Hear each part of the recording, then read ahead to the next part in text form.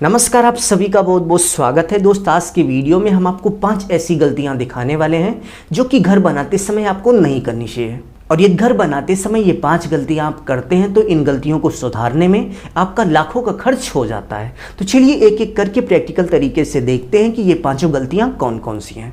But video में आगे बढ़ने से पहले आप सभी से बस छोटी सी रिक्वेस्ट है कि प्लीज़ वीडियो को लाइक कर लीजिए और यदि आप इस चैनल पर नए हो तो चैनल को सब्सक्राइब कर बेल आइकन प्रेस कर लीजिए, जिससे आगे आने वाली अच्छी अच्छी वीडियो की नोटिफिकेशन आप सभी को मिलती रहे।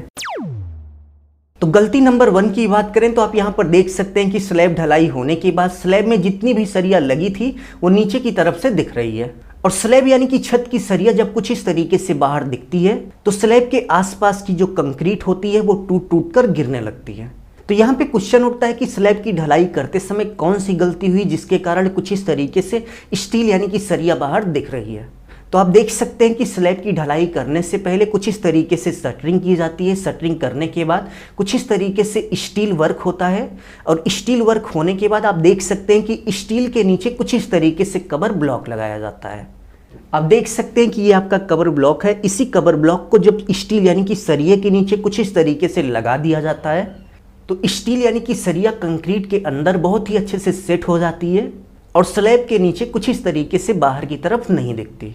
तो यदि आप चाहते हैं कि आपके स्लैब की स्टील कुछ इस तरीके से बाहर ना दिखे तो स्लैब ढलाई करने से पहले आप चेक करिए कि स्टील में सही से कवर ब्लॉक लगा है या फिर नहीं।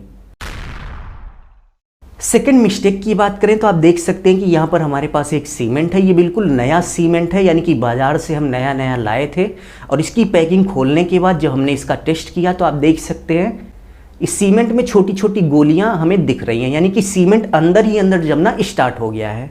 तो इसके रीज़न की बात करें तो बैड स्टोरिंग, यानी कि दुकानदार जब अच्छे से सीमेंट को स्टोर नहीं करेगा तो सीमेंट के अंदर कहीं ना कहीं से मॉइस्चर यानी कि थोड़ा बहुत पानी पहुंच जाएगा और सीमेंट पानी के साथ रिएक्शन करके बहुत थोड़ा थोड़ा जमना स्टार्ट हो जाएगा। तो वही इस सीमेंट के साथ हुआ। आप देख सकते हैं कि सीमेंट में छोटी छोटी गोलियां बनना स्टार्ट हो गई हैं, यानी कि सीमेंट अंदर ही अंदर जम रहा है।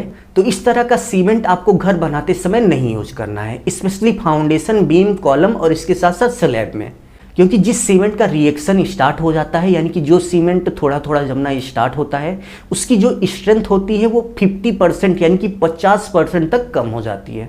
ऐसे में सीमेंट लेते समय आप इस बात का विशेष ध्यान रखिए कि आपका जो सीमेंट हो वो बिल्कुल फ्रेश हो। थर्ड पॉइंट की बात करें तो आप यहाँ पर देख सकते हैं कि विंडो के चारों तरफ प्लास्टर टूट टूट कर गिर रहा है। तो वुड फ्रेम यानी कि लकड़ी के फ्रेम का विंडो यदि आप लगा रहे हैं तो दीवार के बिल्कुल फेस पर मत लगाइए।